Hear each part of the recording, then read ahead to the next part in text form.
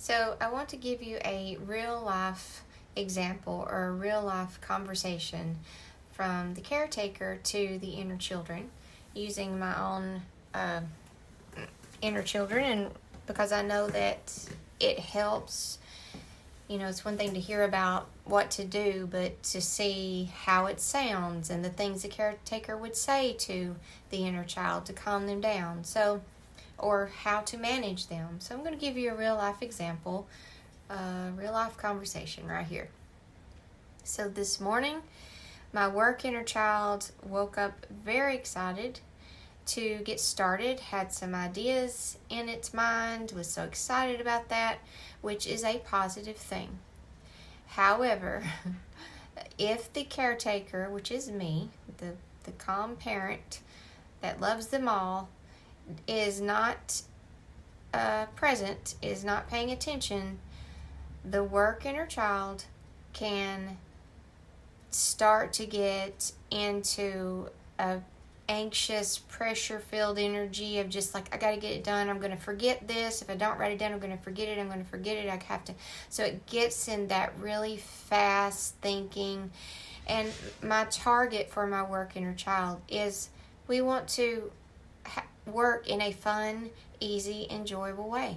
We want to share our gift in a fun, easy, enjoyable way with no pressure. That's like our main goal. That's our main target. When I ask work inner child in the morning, what's your target? To work in a fun, easy, enjoyable way. That's what it always says. Which I have to remind it of that, because then as it starts to work, if I'm not paying attention, it gets wound up, it gets anxious, it gets, it wants to do it all at once. And so I have to help it understand, hey, we're going to do this in a slow way, in an enjoyable way. There is no pressure. There is no rush. You're not being timed. You're not at school. This isn't a timed test. You're not competing with others to see who can finish first. You're just enjoying your work. And whatever you produce that day is wonderful, as long as you're enjoying the sharing of it. So this morning, my work inner child got going and got into content creating and did the tidy 10 at 10, and then she got going on like, oh, I want to make a Ho'oponopono cleaning video and da-da-da-da-da-da-da. And it was 11 o'clock, and I realized that there had been no breakfast. And I was like, okay. So we gotta take a pause here. So I had to pull the car over and say, look, inner children, look, work. And work is my dominant one. It will do that if I don't really watch it. It will create so much tension and anxiety in the body and pressure. And it rushes all of the other, it makes me either neglect them, or if I do take time for them, it rushes them through everything that they do.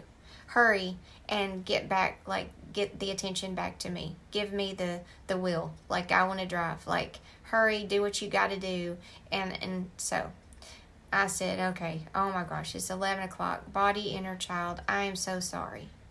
I am so sorry that I just wasn't paying attention to the energy that work inner child was getting into. And I am so sorry. And we're going to go make you a nice breakfast.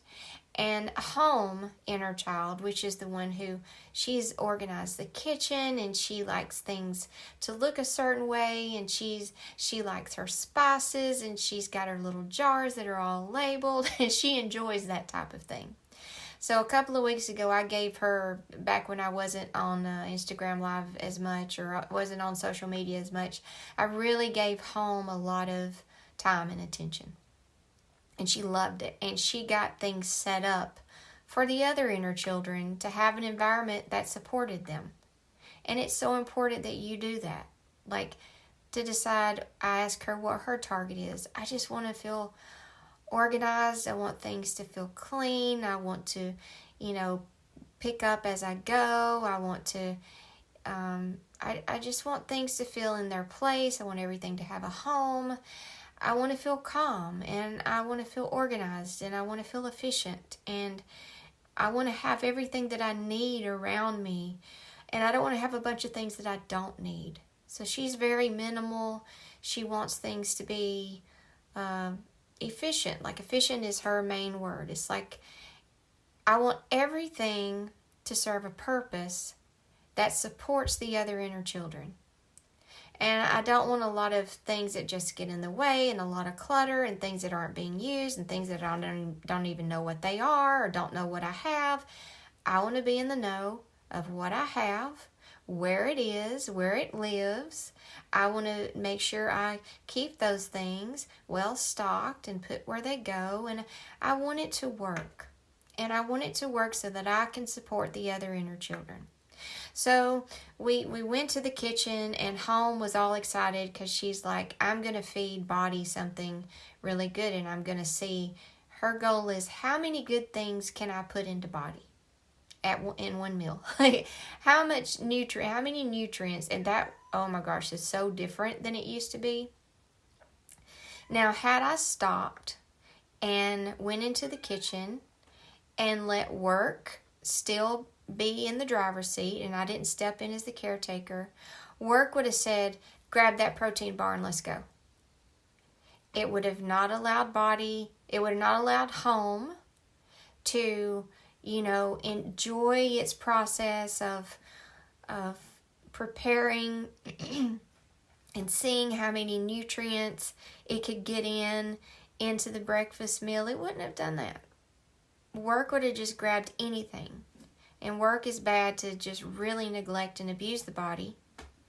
Work is bad to wake the body up in the middle of the night thinking about things, wanting to create at that time. So Body, I really have to watch it. Work, inner child. I really have to watch her a lot. Okay? Because she has some pretty controlling and anxious tendencies. Pressure-filled tendencies.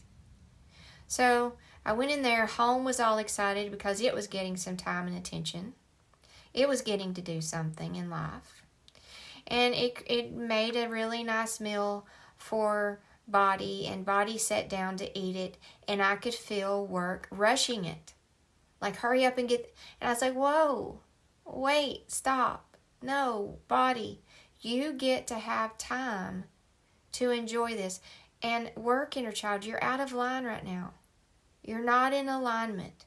The energy that you are holding is not supportive to our target emotions of fun, enjoyable. We want to create things from that space of fun and enjoyment, and take our time with it, and really enjoy what we're creating, and enjoy what we're sharing, and really appreciate what we're sharing. Work has a big tendency and a big habit of just more. Okay, I've created that. Now I've got to create this. Now I've got to get...